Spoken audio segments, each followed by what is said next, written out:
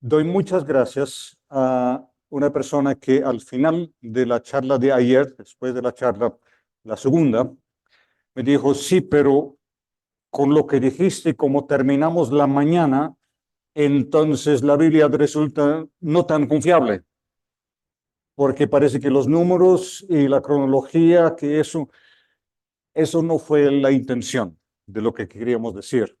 Más bien, estábamos tratando de mostrar que nosotros al leer la Biblia vamos a encontrarnos con preguntas a las que no tenemos respuesta. Eso es normal, ¿sí? Y como dice aquí al pie de la página, el hecho de encontrarnos con preguntas para las que no tenemos respuesta no afecta la confiabilidad de la Biblia.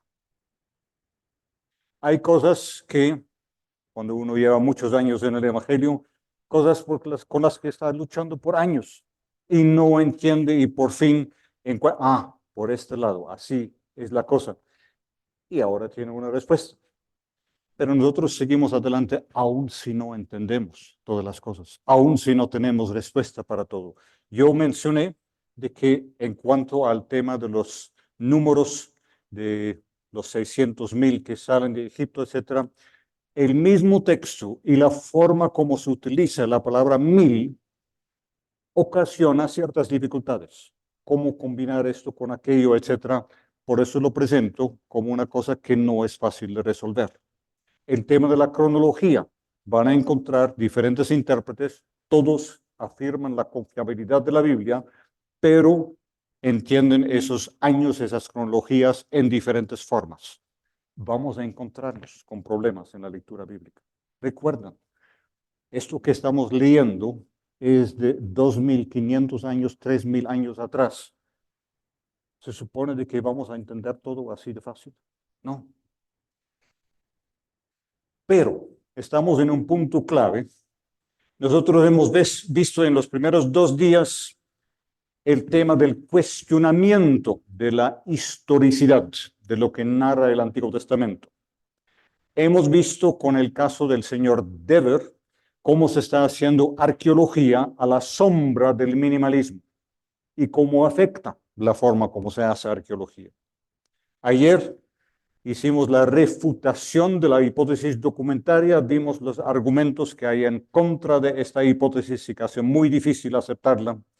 Y también hablamos de la arqueología en apoyo del relato bíblico, donde se ve cómo es que la información que recibimos por la arqueología coincide vez tras vez con lo que dice el Antiguo Testamento.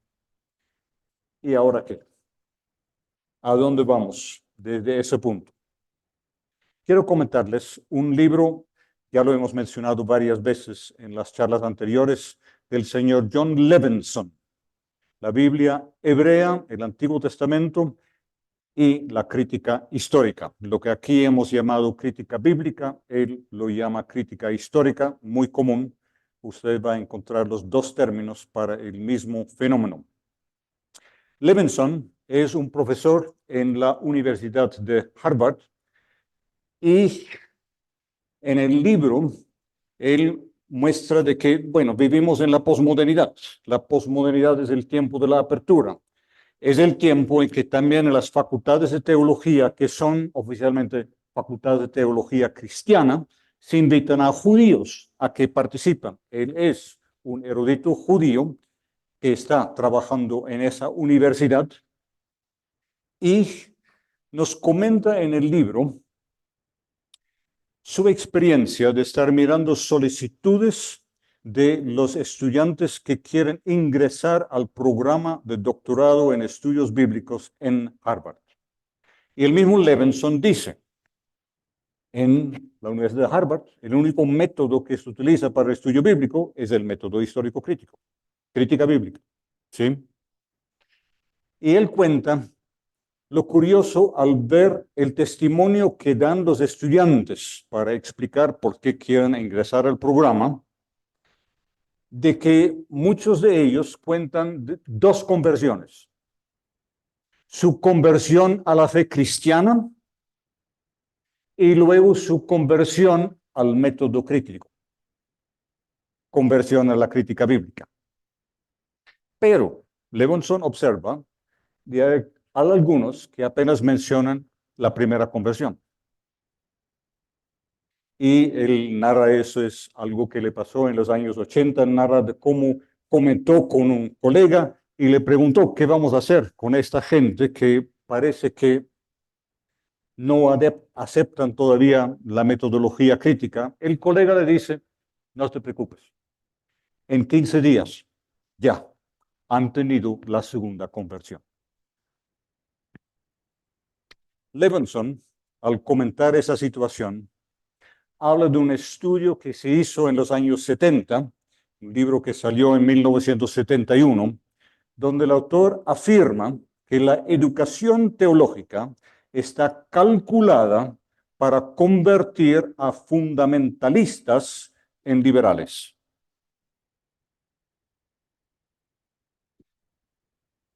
Para el señor Cantwell Smith, fundamentalista es lo opuesto del liberal. En el caso del mismo Levenson, él habla también de fundamentalistas, son aquellos que no aceptan la crítica bíblica. En aquel entonces, los años 70 y 80, el término fundamentalista se utilizaba dentro de círculos cristianos. Hoy en día, cuando ustedes escuchan el término, lo más probable es que se está hablando del Islam militante, un musulmán fundamentalista, ¿sí? En el contexto de Estados Unidos, todavía es muy común con el término fundamentalista hablar de evangélicos conservadores, ¿sí? Quiero comentar con ustedes la carta de renuncia del señor Bellhausen. Bellhausen tuvo su primer nombramiento académico en la Universidad de Greifswald, norte de Alemania. Estuvo ahí 10 años y al final de los 10 años él quiso un cambio y en la carta de renuncia él da sus razones. Dice Bellhausen, me hice teólogo porque me interesaba el tratamiento científico de la Biblia.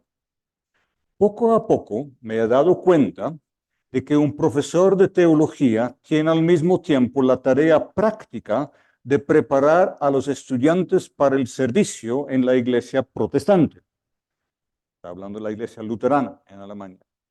Y que yo no satisfago esta tarea práctica, sino que a pesar de toda mi renuencia, más bien hago que mis oyentes, mis estudiantes, no sean aptos para su oficio. Ahí estamos hablando del mismo fenómeno, estudio teológico calculado para convertir a fundamentalistas en liberales. Bellhausen dice que a pesar suyo, encuentra de que esos mismos estudiantes que entraban para prepararse para el ministerio en la iglesia, ahora se encuentran con tantas dudas y tantas preguntas que ya, ¿para qué pues? Y uno puede preguntar, con respecto a muchas universidades y facultades de teología, si ha habido un cambio desde ese entonces.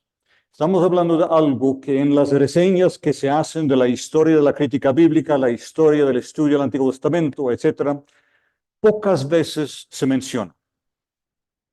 El impacto que es el surgimiento de la crítica bíblica y convertir la crítica bíblica en la ortodoxia para el estudio bíblico, el impacto que ha tenido para la iglesia, el impacto que ha tenido en la vida personal del estudiante. Imagínense al estudiante de Bellhausen que está elaborando su hipótesis documentaria, es en los años de Greifswald que él publica la primera versión de los Prolegomena. ¿Qué pasa con la fe? Cuando tiene que absorber, asimilar todo eso. Bellhausen dice ingenuamente, apenas estoy siendo científico. ¿Para qué tiene esos estudiantes ahí?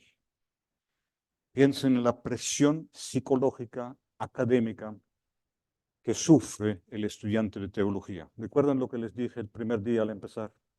Ustedes que no saben cómo terminaron sentados ahí, de pronto el Señor los está llamando para orar por esos estudiantes de teología, que pasan por la lucha, por las preguntas, por las dificultades, y que pasan por la experiencia de encontrarse en clase y encontrar de que hay ciertas preguntas que no pueden hacer. Si el estudiante en clase sale con la pregunta, pero profe, ¿qué es la inspiración de la Biblia? No es el profesor que se ríe, son los compañeros de estudio.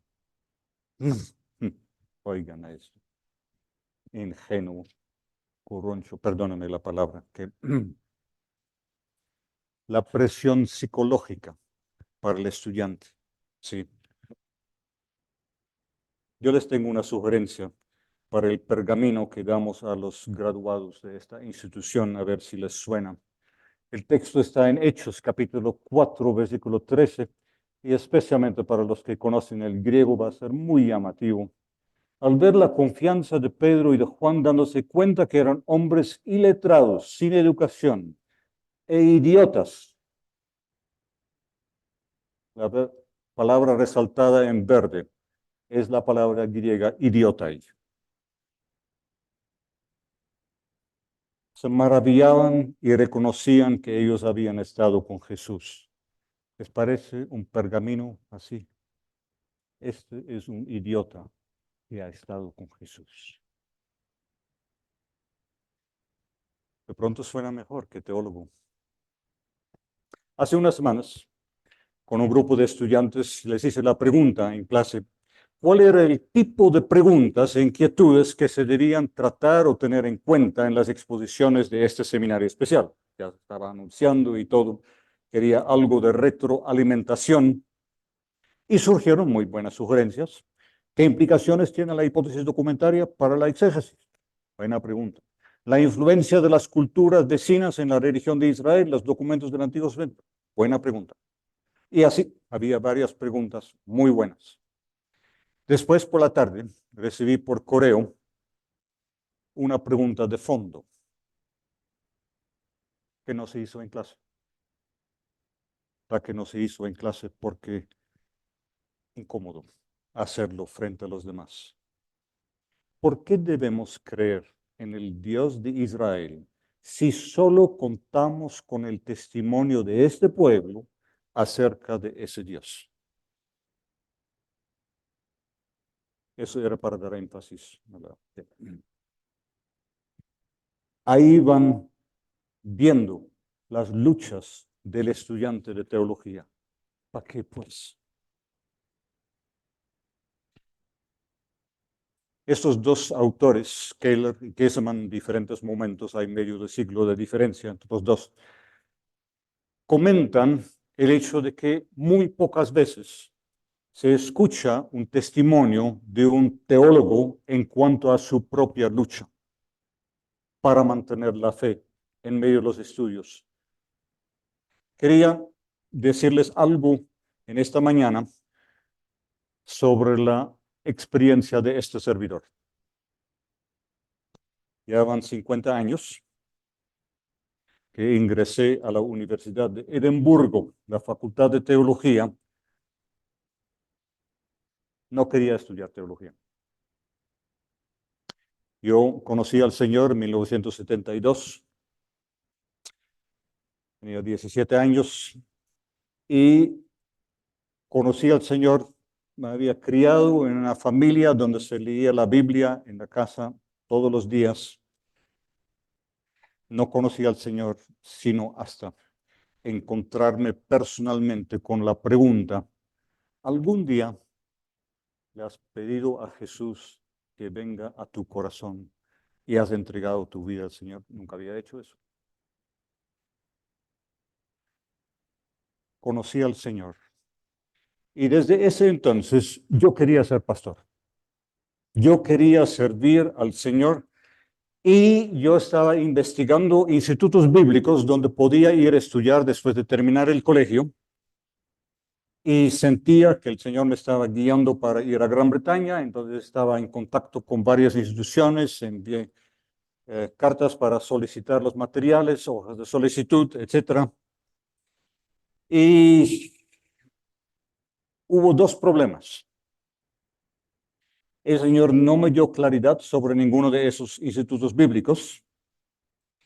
Y mi papá me decía,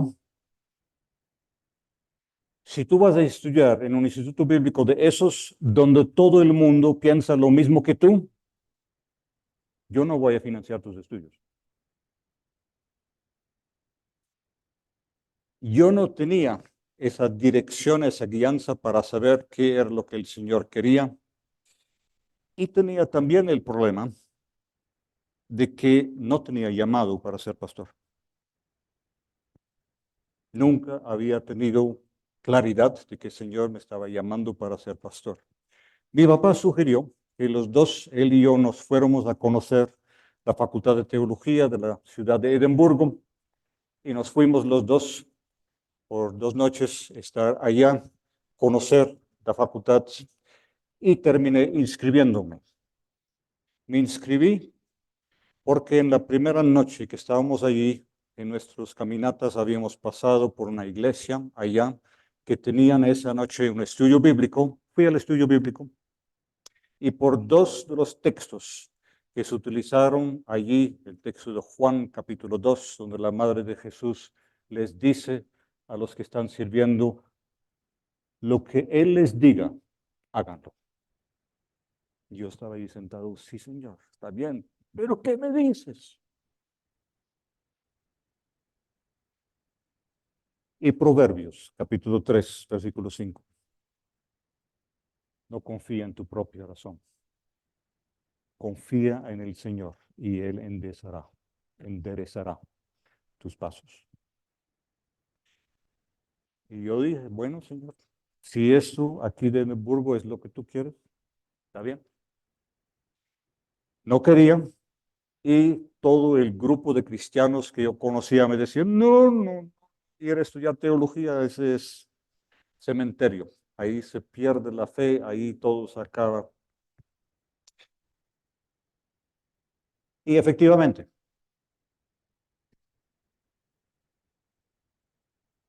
a las pocas semanas de haber entrado a estudiar, yo estaba en una confusión total y no sabía qué hacer.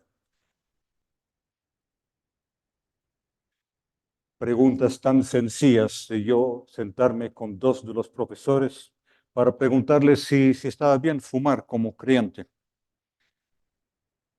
Y cuando yo salí con esta frase muy típica de los evangélicos, creo que hasta el día de hoy, ¿qué hubiera hecho Jesús?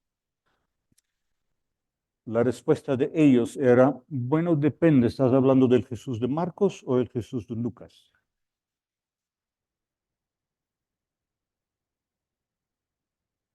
Pura confusión. Le rogué al pastor asociado de la iglesia a que me diera un tiempo para yo comentarle mi lucha y para que orara por mí. Y cuando nos sentamos le dije, no voy a decirte las cosas que me están diciendo allá porque no quiero dañar tu fe. Y mientras oramos, sentí que el Señor me dijo, somete tu mente a mí. Somete tu mente a mí.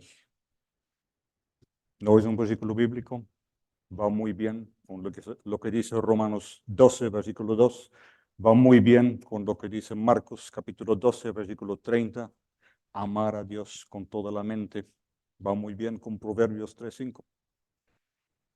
Y desde ese entonces yo traté efectivamente de someter la mente a Dios.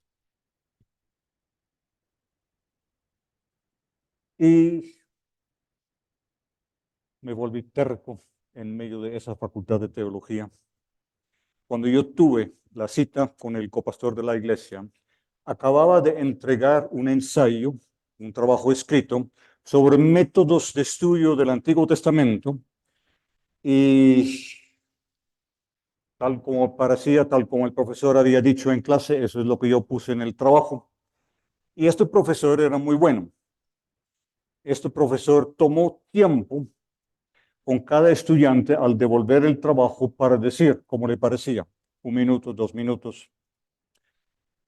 Entre la cita con mi copastor y encontrarme con el profesor, un estudiante del mismo grupo de estudio con que estaba se acercó a mí y después de una clase donde se había hablado de hipótesis documentaria, de esto, de aquello, etcétera, él me preguntó, ¿tú qué piensas de todo esto?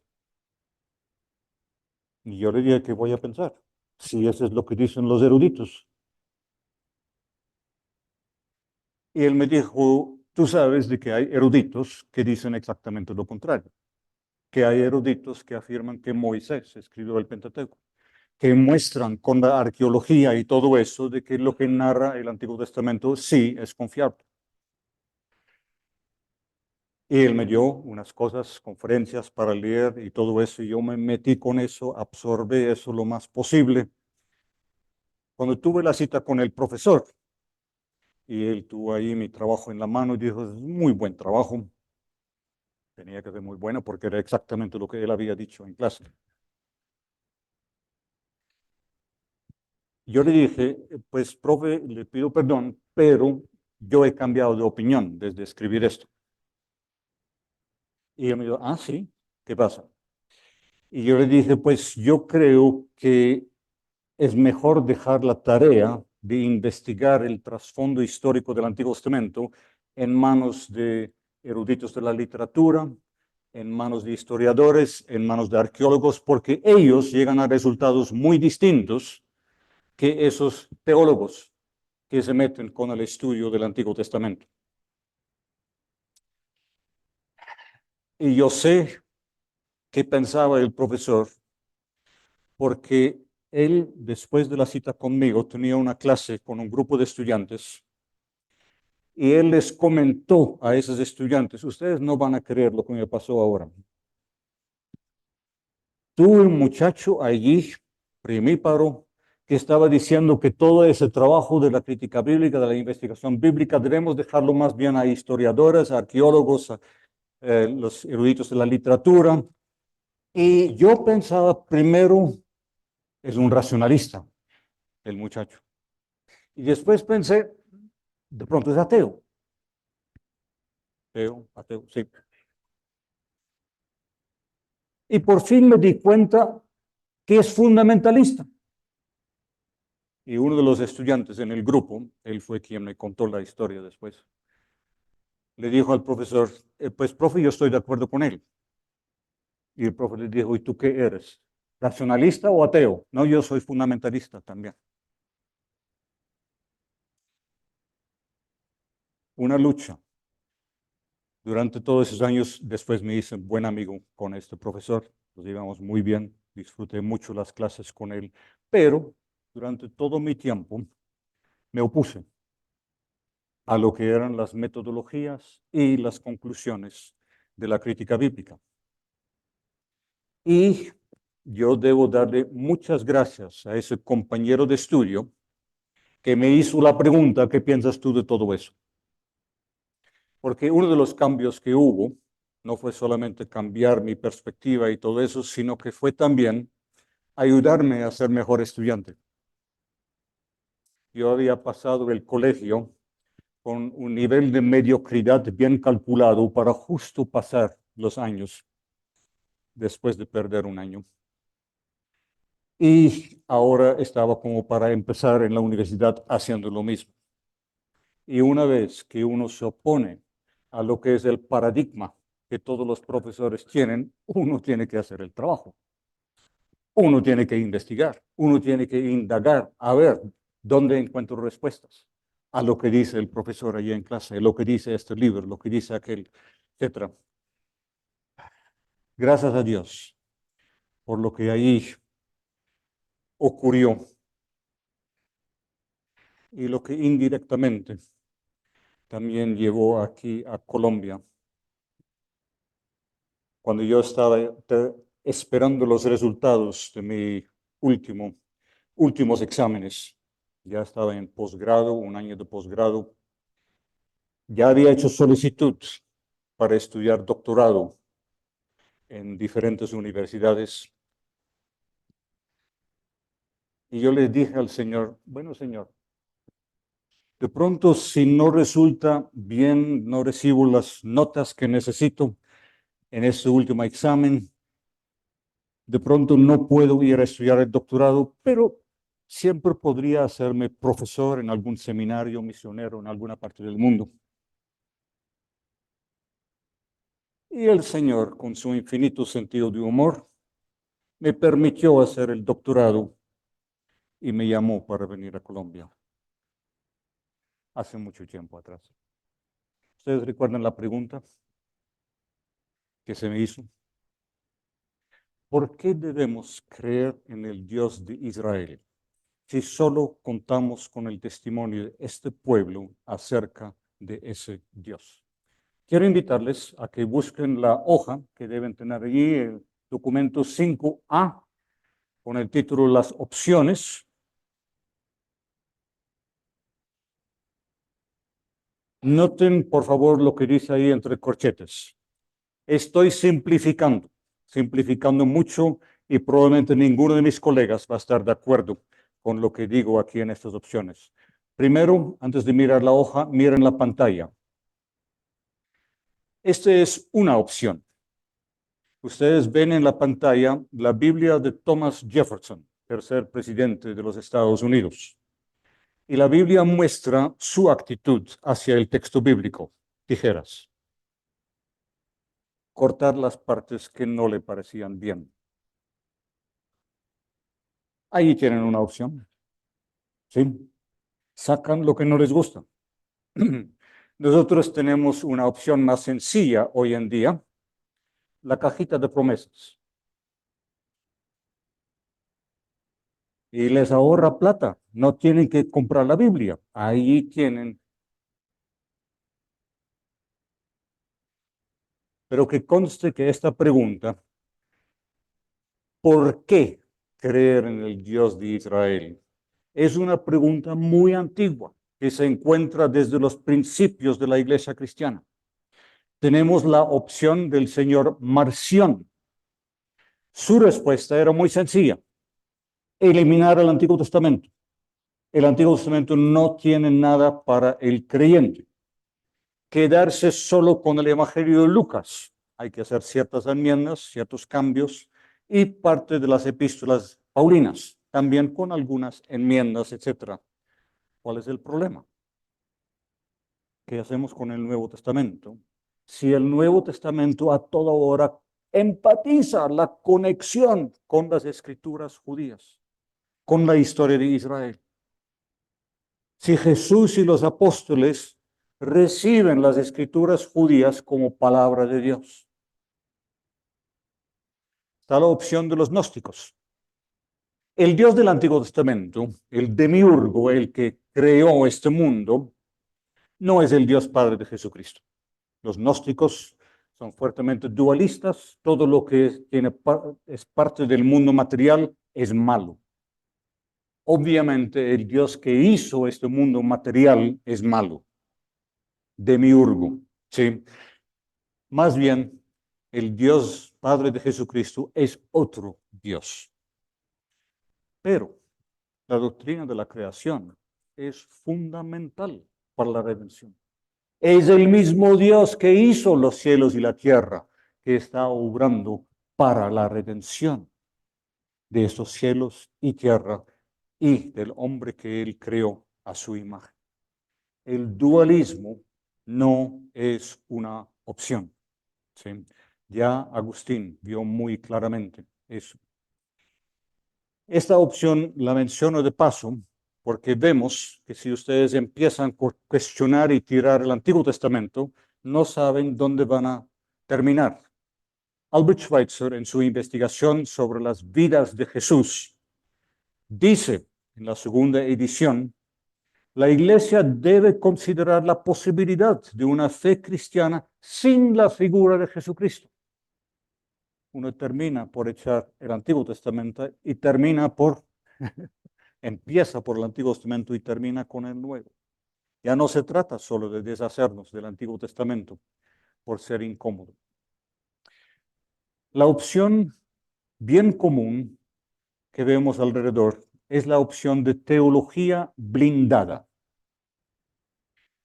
Teología que como carro blindado se hace impenetrable para la crítica. La crítica bíblica ya por su lado, eso no afecta a la teología. Hay un punto en la Edad Media que fue, a mi modo de ver, fatal para la educación teológica. Antes de ese punto, estudiar teología era estudiar la Biblia. El estudiante al venir a estudiar empezaba con Génesis capítulo 1. Pero en el siglo XII se empieza haciendo una distinción entre lo que es la página sacra, la Santa Escritura, la página sacra santa, y las sentencias de Lombardo. Sentencias de Lombardo son primeros intentos de teología sistemática, teología dogmática. Se está separando el estudio de la Biblia del estudio de la teología. Una decisión muy, muy cuestionable. Aún después de la Reforma Protestante, encontramos de que el escolasticismo protestante, el confesionalismo, decide introducir una distinción entre la autenticidad histórica de la Biblia y la autenticidad normativa de la Biblia. La artimaña se hace porque ¿qué hacemos si encontramos en la Biblia palabras de Satanás? ¿Eso significa de que eso es palabra de Dios ahora? ¿Alguna vez en el texto bíblico donde se refieren las palabras de enemigo de Satanás es que el autor deja alguna duda de que estos se pronuncian en contra de Dios? ¿No es obvio siempre en el texto? Pero ellos decidieron, bueno, esta parte de la escritura sí nos da una autenticidad histórica, esto fue lo que el diablo dijo, pero no es autenticidad normativa. Y ustedes pueden ver qué pasa cuando surge la crítica bíblica. No hay que preocuparse, porque solamente afecta esta parte, la autenticidad histórica. No afecta la autenticidad normativa. Un dualismo en la teología muy cuestionable. Aquí están las palabras de David Friedrich Strauss, uno de los críticos del Nuevo Testamento más importantes del siglo XIX, una crítica demoledora de los evangelios, de que allí casi no hay nada que realmente nos habla del Jesús histórico. Pero el mismo Strauss dice, lo que se ha destruido críticamente, ahora debemos restablecerlo dogmáticamente. La teología sigue vivito coleando aún después de la crítica demoledora que hemos hecho al texto bíblico. Y sigue como una opción en el tiempo actual. La opción de Karl Barth es dejar la crítica bíblica en completa libertad, pero la escritura sigue siendo fundamento y piedra de toque para la teología. Hay una resonancia aquí de lo que dijo Spinoza. La fe y la filosofía tienen cada uno su dominio propio sin traslapo. Se dejan mutuamente en completa libertad. La crítica bíblica y la teología, cada uno por su propio lado. Y obviamente hace mucho más fácil para la Iglesia Católica, desde la mitad del siglo XX, por fin abrirse a la crítica bíblica. Habían negado a aceptar la crítica bíblica hasta los años 40 del siglo XX. ¿Por qué? Se puede porque la doctrina de la Iglesia es invulnerable a los caprichos de la crítica bíblica. Se fundamenta en la tradición y la infalibilidad de la Iglesia.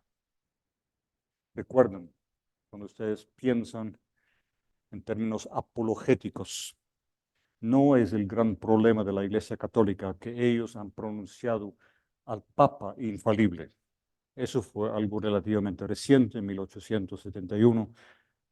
El verdadero problema es que para la Iglesia Católica, la Iglesia es infalible. No puede errar. Lo que es doctrina, dogma de la Iglesia, tiene que ser verdad. ¿Sí? Y encontramos el mismo problema con los críticos evangélicos. En nuestro día, los que sí están en instituciones de los evangélicos conservadores, pero dicen que debemos abrir la puerta de par en par para la crítica bíblica, porque eso no va a afectar el dogma, no va a afectar la fe. Mucho cuidado, mucho cuidado. Aquí están mis observaciones sobre esta opción. Terminamos en una esquizofrenia teológica, una disonancia cognitiva. ¿Sí? Estamos separando el mensaje de la Biblia de los eventos sobre los cuales se fundamenta este mensaje. No se puede separar. Está separando el querigma, lo que se anuncia, se proclama, de la historia de la salvación. Separar teología de estudio bíblico no funciona, no es una opción. Por el otro lado, existe la opción radical, sacudir el polvo de nuestros pies, abandonar la crítica bíblica como un método que riñe con la fe cristiana. Es el camino del fundamentalismo cristiano, pero también tiene sus problemas. Termina siendo otra burbuja. Si el problema que hemos visto de la crítica bíblica es que la crítica bíblica parece que no es capaz de una autocrítica, de cuestionar sus propios métodos y conclusiones, ahora vamos a nosotros encerrarnos en un grupo fundamentalista donde tampoco puede haber autocrítica, donde esto tiene que ser la lectura correcta, etcétera, y no puede haber otra. Termina siendo la contraparte de una crítica bíblica positivista. No es la opción. La opción crítica judía. Hablamos ahora del señor Levinson. En el capítulo 3 del libro que les mostré la portada, hace la pregunta, ¿por qué les resulta más fácil a los judíos vivir con la crítica bíblica? Porque, dice Levinson, para el judío no importa cómo se redactaron estos libros, es el resultado final que es inspirado, que es palabra de Dios. Y esto es algo que yo he encontrado aquí también con estudiantes del seminario.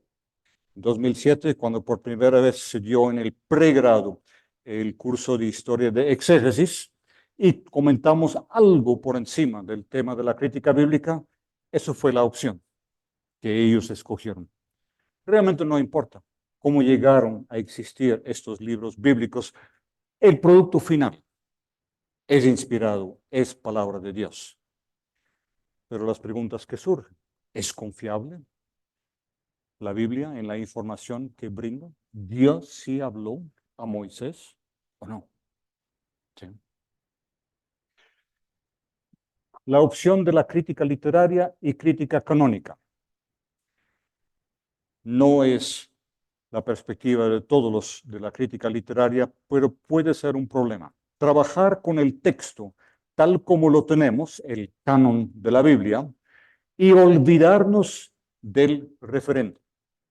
Olvidarnos de la pregunta de qué hechos, de qué cosas está hablando el texto, de un éxodo, de un paso del mar, de un tiempo en el Sinaí. Es el relato por sí solo que nos interesa. Y curiosamente, eso resulta exactamente la misma propuesta del minimalismo. Esos libros fueron escritos después del exilio, ya sea en el tiempo de los persas, ya sea en el tiempo helenista. Sencillamente miramos los textos para ver qué nos dicen sobre lo que creyeron esos autores que escribieron eso.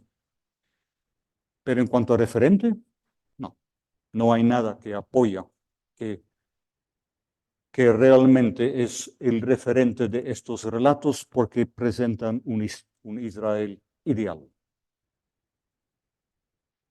El problema es, el texto comunica, cualquier texto comunica.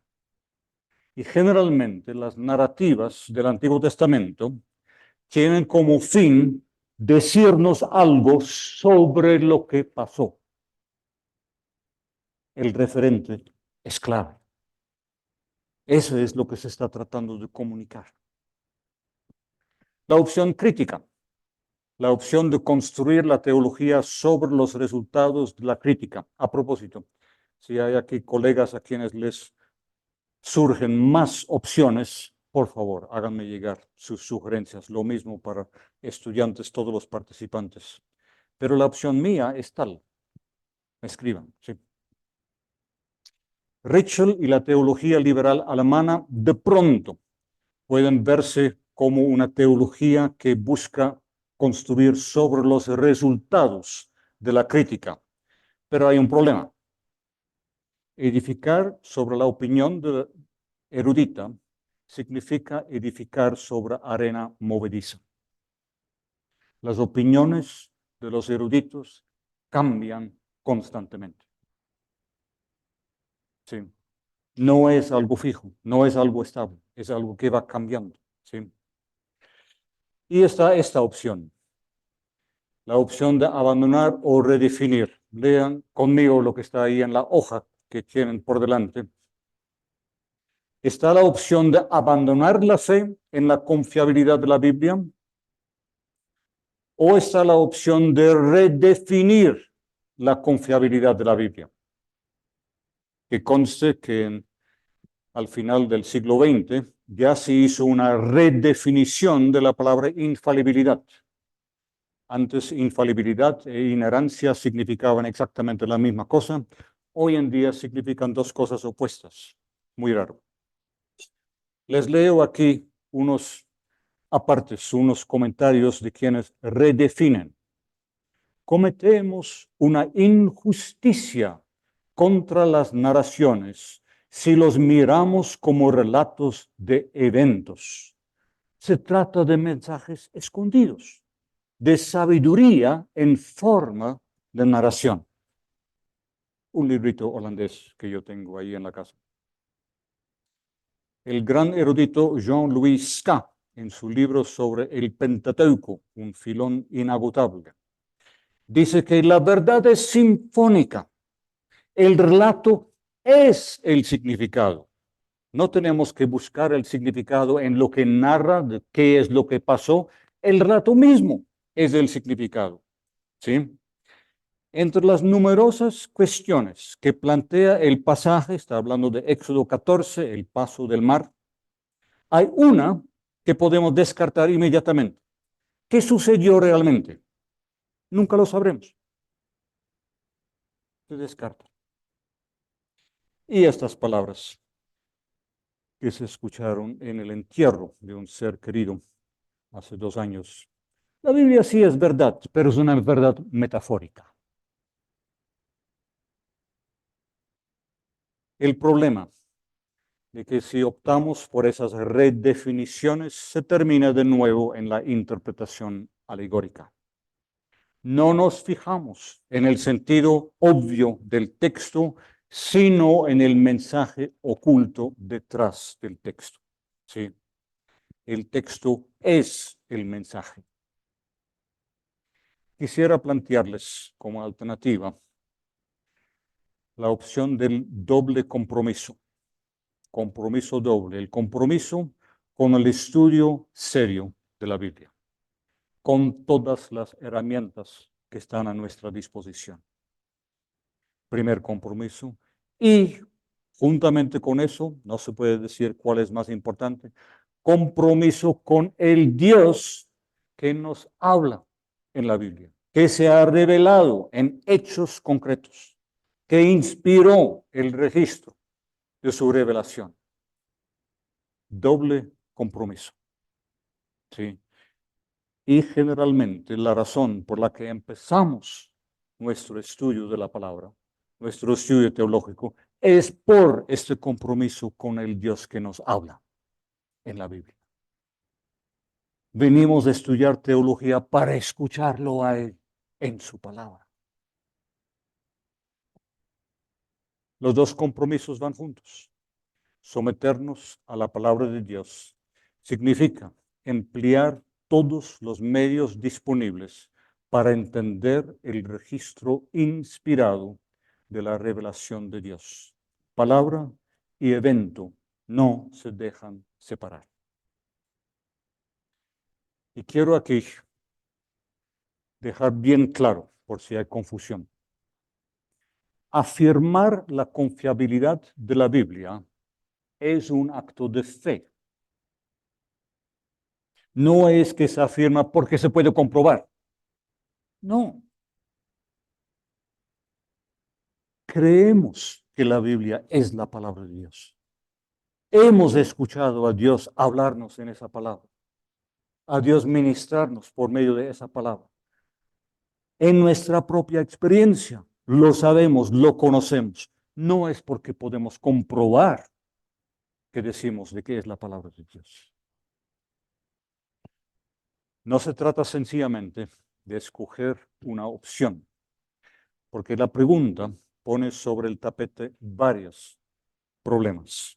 Esa pregunta, ¿por qué nosotros debemos creer en el Dios de Israel? Hay un problema lógico. Los estudiantes de lógica que están aquí, que han pasado por ese sufrimiento, recordarán las preguntas que se enfrentaron en 3 de los textos analizados. Con el texto de Tomás de Aquino, se hizo la pregunta, ¿es confiable la razón? Con el texto de Calvino se hizo la pregunta sobre el canon.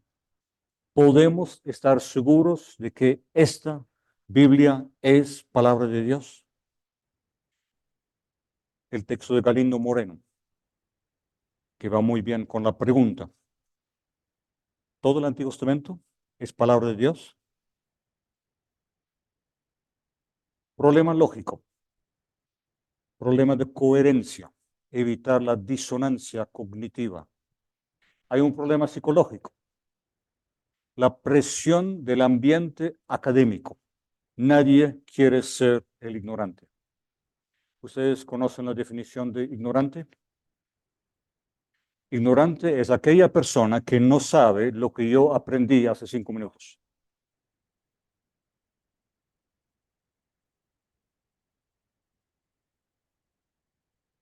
Otro problema psicológico, el horror a la polémica.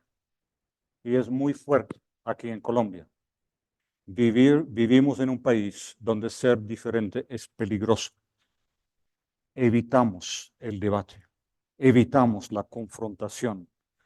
En clase de lógica, lo decimos año tras año, el gran problema que el estudiante tiene con leer un texto es que lea el texto con la presuposición de que el texto está perfectamente de acuerdo con lo que el estudiante ya pensaba.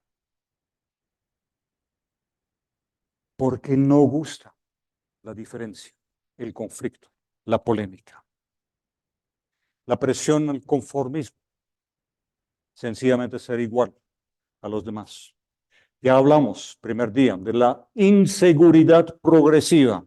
Pensábamos que eso de la fe de la Biblia era lo más seguro que había y ahora hay diferentes interpretaciones, hay diferentes versiones, traducciones. Hay posibles problemas con la transmisión del texto. Ni hablar todavía de la crítica bíblica. Hay un texto de Miguel de Unamuno, se titula San Pedro Mártir. Les recomiendo la lectura del texto porque los confronta con el problema de la disonancia cognitiva. El problema de ustedes en el cuarto de estudio, tener una serie de convicciones. Y cuando subo al púlpito en la iglesia, tienen que hablar otras convicciones. Tengan cuidado con eso. Uno empieza a pensar, bueno, yo sé eso porque yo soy tan inteligente y soy teólogo y todo eso, pero ellos, pobrecitos, todavía no. Uno va dividiendo el mundo en 2 partes. Tengan mucho cuidado. La opción del radicalismo, la seguridad de la burbuja. Sí, encerrarnos en una perspectiva cerrada de que no, eso de la crítica del estudio, estudiar en un seminario muy peligroso. Sí, mejor no hacerlo. Y el problema de pegarse de una persona, de un profesor, de un libro, porque yo sí confío en lo que él está diciendo, lo que este libro está diciendo. Cuidado con eso. Y en el fondo, como ya lo hemos señalado, hay un problema teológico. En la teología luchamos con un saber fragmentado. Los departamentos de la Facultad de Teología, Antiguo Testamento, Nuevo Testamento, Historia de la Iglesia, Teología Cristiana, terminan siendo burbujas herméticas. Cuando Barth, teólogo, se atrevió a hacer exégesis de algunos textos bíblicos en su dogmática de la Iglesia, los profesionales se ofenden, pero él no es biblista. Él no es erudito, él no debe abrir la boca sobre esas cosas. Un saber fragmentado. Yo doy muchas gracias. El Señor me trajo a Colombia, a este seminario, porque en este seminario no lo dejan a uno ser experto en un área. Necesitamos a alguien para enseñar este curso y tú vas a enseñarlo. Y eso es fantástico. Mi formación teológica fue aquí, en este seminario. Tener que conocer sobre todas las diferentes áreas del estudio y enseñar esas clases. Desde la Edad Media existe la separación entre el estudio bíblico y el estudio de la teología, una distinción, una separación malsana. Y desde el tiempo de Anselmo se hace teología no con base en la escritura, sino con base en la dialéctica. Vengan a estudiar historia de iglesia, vamos a explicarles qué es eso. Sí. Problema teológico. A Barth a veces se le llama el fundamentalista raro, porque él dice crítica bíblica está muy bien, pero cuando hacemos teología, nuestra absoluta autoridad es el texto de la escritura. ¿Sí? Barth mismo menciona el peligro del magisterio de los eruditos, colocarlos a ellos en el lugar del magisterio de la iglesia. Lo que dicen los eruditos es la palabra final. El pobre estudiante, con esa fragmentación de la teología, tiene por sí solo que armar el mosaico, el rompecabezas. No es fácil. Y hay un problema que nadie menciona.